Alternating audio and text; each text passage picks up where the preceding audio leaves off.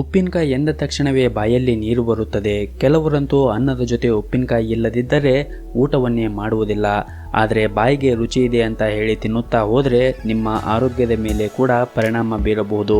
ಇವತ್ತಿನ ಈ ವಿಡಿಯೋದಲ್ಲಿ ಉಪ್ಪಿನಕಾಯಿ ಅತಿಯಾಗಿ ಸೇವನೆ ಮಾಡುವುದರಿಂದ ನಿಮ್ಮ ಆರೋಗ್ಯದ ಮೇಲೆ ಯಾವ ರೀತಿ ಅಡ್ಡ ಪರಿಣಾಮ ಬೀರುತ್ತದೆ ಎಂದು ತಿಳಿಸಿಕೊಡುತ್ತೇವೆ. ಈ ವಿಡಿಯೋವನ್ನು ಕೊನೆವರೆಗೂ ನೋಡಿ.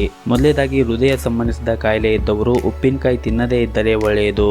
ಹೌದು, ಉಪ್ಪಿನಕಾಯಿಯಲ್ಲಿ ಅತಿ ಹೆಚ್ಚಿನ ಪ್ರಮಾಣದ ಎಣ್ಣೆ, ಉಪ್ಪು, ಮಸಾಲೆಗಳಿರುತ್ತವೆ. ಮುಖ್ಯವಾಗಿ ಉಪ್ಪಿನಕಾಯಿ ಯಾರು ಹೊರಗಡೆಯಿಂದ ತಂದು ತಿನ್ನುತ್ತಾರೆ ಅಂತಹ ಉಪ್ಪಿನಕಾಯಿ ತಯಾರಿಸುವಾಗ ಇದು ಬಹಳ ದಿನ ಇಟ್ಟರೂ ಕೆಡಬಾರದು ಎಂಬ ಉದ್ದೇಶದಿಂದ ಹೆಚ್ಚಿನ ಪ್ರಮಾಣದಲ್ಲಿ ಎಣ್ಣೆಯನ್ನು ಬಳಸುವುದುಂಟು. ಈ ಉಪ್ಪಿನಕಾಯಿ ಹೋಳುಗಳು ಎಣ್ಣೆಗಳು ಹೀರಿಕೊಳ್ಳುತ್ತವೆ. ಅತಿಯಾಗಿ ಉಪ್ಪಿನಕಾಯಿ ಸೇವನೆ ಮಾಡುವುದರಿಂದ ಎಣ್ಣೆಯಲ್ಲಿರುವ ಕೊಲೆಸ್ಟ್ರಾಲ್ ಅಂಶವು ದೇಹವನ್ನು ಸೇರಿ ಹೃದಯ ಮತ್ತು ರಕ್ತನಾಳಗಳ ಮೇಲೆ ಒತ್ತಡ ಹೆಚ್ಚಾಗಲು ಕಾರಣವಾಗುತ್ತವೆ.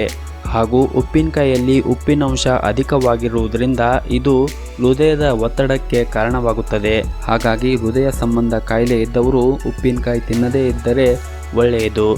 ಇನ್ನು ಕಿಡ್ನಿ ತೊಂದರೆ ಇದ್ದವರು ಕೂಡ ಇದನ್ನು ಸೇವನೆ ಮಾಡದೇ ಇದ್ದರೆ ಒಳ್ಳೆಯದು. ಯಾಕೆ ಅಂದರೆ ಕಿಡ್ನಿ ಅಸಮರ್ಪಕ ಕಾರ್ಯನಿರ್ವಹಣೆಗೂ ಮತ್ತು ರಕ್ತದ ಒತ್ತಡಕ್ಕೂ ನಡುವೆ ಸಂಬಂಧವಿದೆ. ಆದ್ದರಿಂದ ಉಪ್ಪನ್ನು ಆದಷ್ಟು ಕಡಿಮೆ ತಿನ್ನಬೇಕು. ಶೇಖರಿಸಿಟ್ಟ ಆಹಾರ ಮತ್ತು ಉಪ್ಪಿನಕಾಯಿಯನ್ನು ತಿನ್ನಬಾರದು. ಏಕೆಂದರೆ ಶೇಖರಿಸಿಟ್ಟ ಆಹಾರದಲ್ಲಿ ಕಿಡ್ನಿಗೆ ಮಾರಕವಾಗುವಂತಹ ಸೋಡಿಯಂ ಅಧಿಕ ಪ್ರಮಾಣದಲ್ಲಿರುತ್ತದೆ.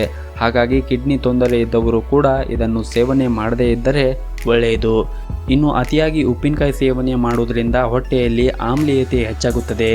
ಇದರಿಂದ ಆಸಿಡಿಟಿ, ಗ್ಯಾಸ್, ಹುಳಿ ತೆಗೆನಂತಹ ಸಮಸ್ಯೆಗಳು ಕೂಡ ಕಾಡಬಹುದು. ಉಪ್ಪಿನಕಾಯಿಯಲ್ಲಿ ಉಪ್ಪಿನಂಶ ಹೆಚ್ಚಿರುವುದರಿಂದ ಸೋಡಿಯಂ ದೇಹಕ್ಕೆ ಸೇರುತ್ತದೆ. ಅಲ್ಲದೆ ಇದು ಹೈ ಬ್ಲಡ್ ಪ್ರೆಷರ್ಗೂ ಕೂಡ ಕಾರಣವಾಗಬಹುದು. ಇನ್ನು ಉಪ್ಪಿನಕಾಯಿ ಅತಿಯಾಗಿ ಸೇವನೆ ಮಾಡುವುದರಿಂದ ಮೂತ್ರಪಿಂಡದ ಮೇಲೆ ಹೆಚ್ಚು ಪರಿಣಾಮ ಬೀರಬಹುದು. ಈ ಉಪ್ಪಿನಕಾಯಿಯಲ್ಲಿರುವ ಕೆಲವು ಲವಣಗಳು ಮೂತ್ರಪಿಂಡಗಳ ಕೆಲಸ ಹೆಚ್ಚುವಂತೆ ಮಾಡುವುದರಿಂದ ಅಡ್ಡ ಪರಿಣಾಮಗಳಾಗುತ್ತವೆ. ಆದ್ದರಿಂದ ಉಪ್ಪಿನಕಾಯಿಯನ್ನು ಮಿತವಾಗಿ ಸೇವಿಸಬೇಕು.